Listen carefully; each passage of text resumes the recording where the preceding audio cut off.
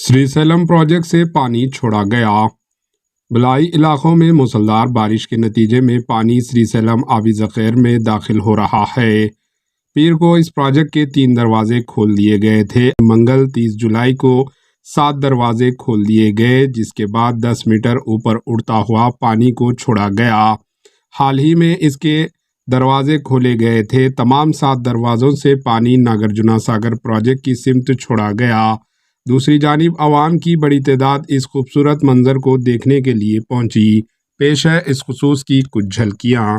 Bureau report, HN news.